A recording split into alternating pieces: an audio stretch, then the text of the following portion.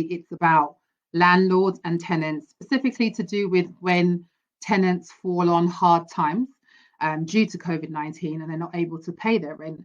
I wanted to do a session that would support landlords and hopefully give a bit of information to tenants as well about what needs to happen and what you can do as both landlord and tenant to work together to keep the rent moving. Because ultimately, the tenant wants to keep their home. They don't want to lose the roof over their head. The landlord wants to keep and maintain their property investment. So ultimately, we're both on the same side. But unfortunately, due to COVID-19, there'll be a lot of things happening out there with people's employment, with people's jobs, with people's salary, that financial times may come and tenants might struggle to pay the rent. So the first thing that you want to do as a landlord, if you notice that your rent has not come in, or your tenant has called you and said to you they can't pay the rent or they haven't got the rent in full, the first thing that will usually happen is that you will go into what we call panic worry mode, which is a natural emotion for any landlord to feel, because if you have a mortgage or other expenses that you use the rent for, if your tenant suddenly stops paying the rent or calls or sends you a text message to say that they can't pay the rent because they haven't got the same employment income or any employment income due to COVID-19, you as the landlord will start to panic. So the first thing that we advise our landlords to do is just take a deep breath and let that conversation and that emotion sink in. And then what you want to do with your tenant is begin to establish the facts as to why they can't pay the rent. And in some cases, landlords, the tenant might not contact you and the rent might not come in. So you may just be used to your tenant, a very good tenant, a very professional tenant, a family tenant, paying the rent every month on time, and then all of a sudden the rent doesn't come in and you don't hear from them, and you try to reach out for them and they don't pick up. So this we find can be because the tenant is either trying to fix things in the background and get the money together to put the rent in.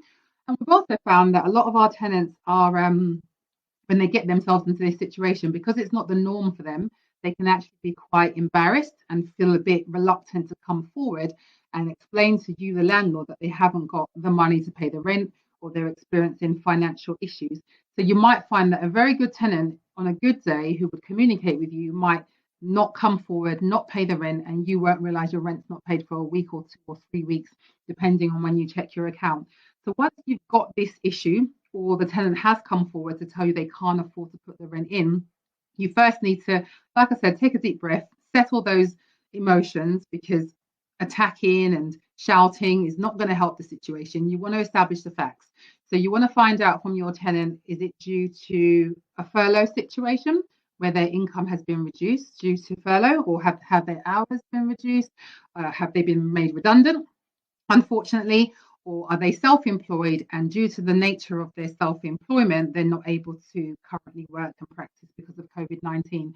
So you really want to establish what the facts are in terms of why that rent can't come in. We always ask that the tenant evidences this, and if the tenant is telling the truth, in most cases the tenant will not have an issue in sending you proof as to why they can't pay the rent that month. So that might be a letter from their employer telling them they're furloughed. It might be a redundancy email they've received. It might be some sort of evidence from their self-employment which shows that they can't work at the moment due to the nature of their job. So you just want to find out the reasons why your tenant is having an affordability issue, and then you're able to sort of validate that and then take the next step forward. I just got my notes here if you see me look at my pad. So once you validate the reason why your tenant can't pay the rent, what you want to do is see if you can come up with a plan working with the tenant. So what you don't want is for the rent to fall in arrears by month 1 with promises of things getting better or things changing. You need to establish some sort of way that you're going to work together going forward, because one thing I must say to any tenant who's renting is, even with COVID-19, the rent is still legally due. There is no law that says that the rent will be deleted or erased, or a landlord can wipe off the rent. That is not the case. The rent will always be legally due. So what you want to do with your landlord is work out, ideally, a payment plan. So at VA, we've been working really hard since March, since the first lockdown, to work with our tenants who have fallen into financial circumstances and can't pay all their rent, to work out a payment plan that would work for the tenant and obviously service the landlord's mortgage to a degree. So If there is any amount that the tenant can pay, it might be half of the rent, it might be the rent in 2 or 3 parts over the month. You want to come to a comfortable medium where the tenant says, I can put this much towards my rent every week, or half now, half later. And then once you're happy with that, write it down. Write it down and send it to the tenant in an email, preferably, because you want to make sure that it's clear, the agreement that you both have come to. And you also want to make sure that it has a time bound on there. So you don't want this to be an indefinite payment plan. So if you're trying to set up a payment plan for 3 or 4 months, if that's what they think they need, state it in your email, state it in your conversation, because you do not want anybody, either the landlord or the tenant, to misunderstand the arrangement. So once you have made a payment plan arrangement, this is the best case scenario. Write it down as the landlord, email it to your tenant to confirm that this is what we discussed. I'm okay for you to pay the rent in 2 parts, or to pay the rent weekly, whatever the case may be, and have your tenant reply to confirm that in agreement to what was discussed. This is the best case scenario in terms of working through or working with a tenant who has a financial issue due to COVID-19. If the tenant can't pay any rent whatsoever, and we have had a couple of those cases at VA, at my agency, if the tenant's in a situation where they can't afford to pay the rent full stop, then what I would advise you to do as the landlord, 2 things. One, direct your tenant to the government website, which is gov.uk, because on that website there's a lot of information as to what help is out there for anyone who's experiencing severe financial difficulties due to COVID-19. The other thing that you want to advise the tenant to do, if they don't know already, is to go onto the Universal Credit website and see if they can make an application for any universal credit or any benefit or any help from the government. This is out there for all of us, and there's nothing to be ashamed about. There's nothing to kind of be embarrassed about. If you're in a situation where money is no longer forthcoming, it's best to get onto your local council's website, and there'll be a link where you can apply for universal credit. Now, I've done this a couple of times in my office for clients who have come in who have been a bit nervous and did not know how to make the application, and you do it all online. You just need to have your ID, your pay slips, your bank statements, and as a tenant, you can make an application for universal credit, which is basically a form of government assistance that they will give you on a 4-weekly basis to help you through your situation. The amount of universal credit you will get is dependent on your situation and your circumstances. So whether you have children, whether you're the age range that you're in, there's a number of criteria boxes that you will have to tick that will confirm how much universal credit that you are entitled to as a tenant. So definitely have a look at that. If your income has stopped or your income has dropped, you may be entitled to some universal credit. On the flip side, for the landlord, if you have a mortgage on your property and there is an issue with the rent coming in, you can still apply to your mortgage lender or your bank for a mortgage payment holiday. Now, this is something that the government had put out in March with the first lockdown, and it's something that they've extended with the second lockdown. However, I believe if you already took a mortgage holiday, and the maximum length of time is 6 months, you will not be able to get a straightforward mortgage holiday again. What they will offer you is something called tailored assistance. So they will talk to you about your finances, they'll talk to you about the struggle, and they'll come up with different options to help you through those mortgage payments. However, if you've never taken a mortgage holiday or you've only taken a couple of months, you are, I believe, with most lenders, but please check your lender specifically, entitled to 3 months mortgage payment holiday, and then they can actually roll that over to make a maximum of 6 months if things are still very difficult for you and your tenant. So if you need a break from your mortgage because your tenant can't pay or can't pay in full, do seek advice from your lender. Every lender might have a slightly different criteria, but there is assistance from mortgage lenders to give you a mortgage payment holiday. In terms of other things for landlords that you would be able to do, things that would assist you in this particular period, and also for the tenant, is one good thing to look at maybe is the deposit. So usually when everybody moves into a property, a deposit is paid. It might be a good chance to review how much deposit you've got against the property, because if your tenancy has been going on for quite a long time, 3, 4, 5 years, you might have quite a large deposit because deposits were capped in the recent years to 5 weeks maximum. But you might have a deposit of 6 weeks or 2 months, which means that you might be able to do a deposit release and take some of that tenant's deposit and use that towards a month's rent or half a month's rent, just to bridge some of the finances. So do look at the deposits that you have available against your property and see if there's anything you can do. If you're not very sure about that, you can drop me a line and I can give you some advice about deposits and how to release them and what you need to hold and what you can release. Another thing that you might want to look at if you're a landlord is when you took out your tenancy, was there a guarantor in place? Because some tenancies are taken out with guarantors, which means that there's somebody else behind that tenancy that's legally also responsible for that tenancy and the tenancy conduct. If there is a guarantor, it may be the case that you can approach the guarantor and say, look, the tenant is having issues and financial struggles paying the rent. Is there any support? Is there any assistance you can do for your tenant? Because the guarantor is usually a family member or a very close friend. So you can talk to that guarantor and find out if there's any support or assistance or financials that the guarantor can offer the tenant to keep the rent moving. If you don't have a guarantor, obviously you can't exercise that, but just in case you do, a guarantor is a legal entity to the tenancy, which means you can discuss rent issues with the guarantor. However, I would advise that you discuss this with the tenant first before going over their head to the guarantor, because it can be quite a sensitive and a touchy subject. The other thing that you should also consider, and it depends on your position as a landlord, but are you perhaps in the position to negotiate the rent with your tenant?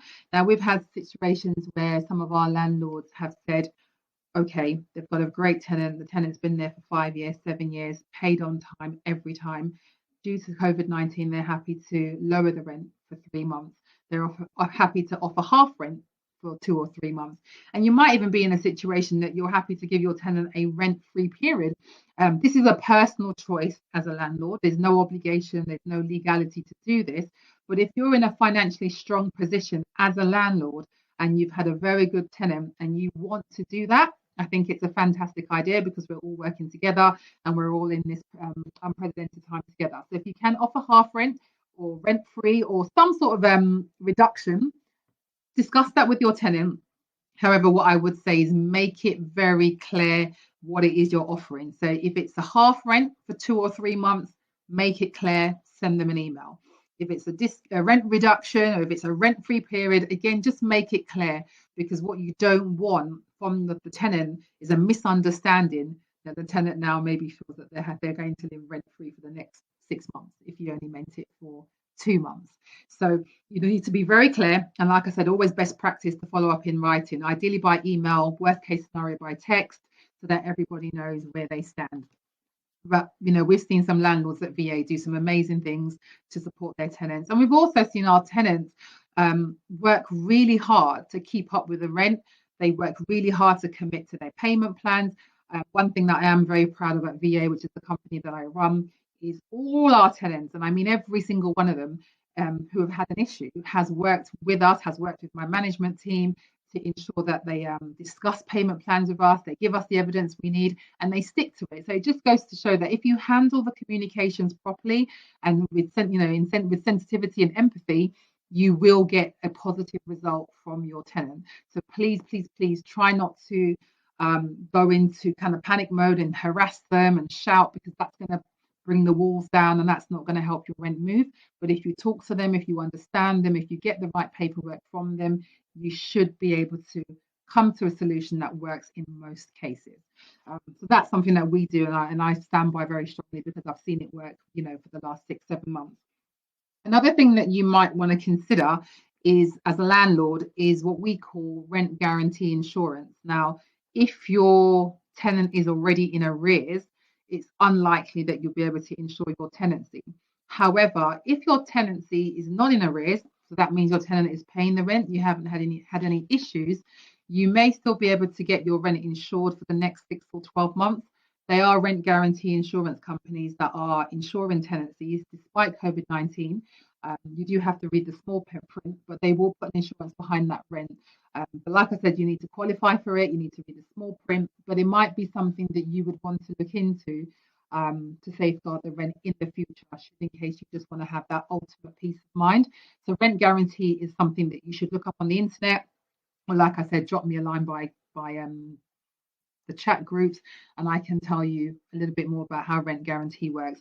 The premiums have gone up given that we are in this type of pandemic, but they are insurers who will still go out and insure your rent for any future unforeseen. I guess the reality of where we are, though, is if the tenant can't pay the rent and the payment plans are not able to, they're not able to keep to the payment plans, and the rent keeps going bigger and bigger in arrears, you have to think about, as a landlord, what can you do? What will you do? Now, to ask the tenant to leave a property, you have to do that formally. And the way you do that is by serving a notice called a Section 21. Now, normally these notices used to be a 2-month notice period, which you could serve to the tenant as long as they had completed their initial tenancy. And with a 2-month notice period, you could ask the tenant to leave should you think that this is the best way forward. Due to COVID-19 and the government obviously not wanting to have a whole load of homeless cases on their hand, they have changed the length of the notice. So you cannot ask your tenant to leave now without giving them a minimum of 6 months notice. So it is a long time if there are issues brewing, especially if your tenant is not communicating. So your tenant has gone incommunicado and you're thinking, well, how do I get this tenant out of the property? The minimum notice required by law now is 6 months. So you need to bear that in mind if your situation is really bad and you're looking to legally evict the tenant and ask them to leave. And then you have to take the tenant to court. And without trying to be all doom and gloom, the courts actually have a very, very long process time at the moment due to the courts shutting in the first part of lockdown and then having built up a backlog. So it's not very quick to get a tenant out legally. You're probably looking at about 9 to 12 months if you're lucky. So the best way forward is to really negotiate that rent, negotiate the situation to keep things moving forward amicably between you and your tenant. Another thing that might be an option, if a tenant is really, really struggling and you have a tenant in your property, or you are the tenant and you're really struggling, if you have somewhere else to go, like staying with family, like staying with friends, or maybe downsizing to a smaller property so the rent is cheaper, you can discuss with your landlord, or landlord discuss with your tenant, what we call a surrender. There's nothing that binds the tenant there just because they have a contract. You can discuss between the two of you to do what we call an early surrender, which is where both parties agree together that the tenancy will stop and be cut short earlier than its fixed term.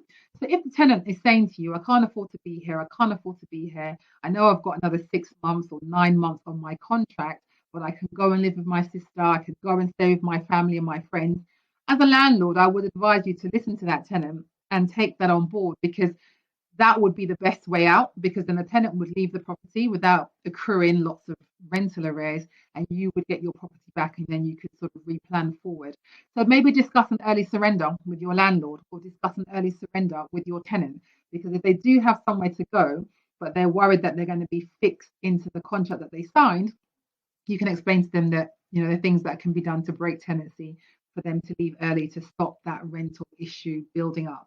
So that's another way out without having to go down the legal route, without having to try and serve notices. You can just have an informal discussion and surrender the tenancy between yourselves. There's a bit more technicality behind that. If that's something that anybody needs to know a little bit more about, again, feel free to drop me a line in the chat box, or send me an email.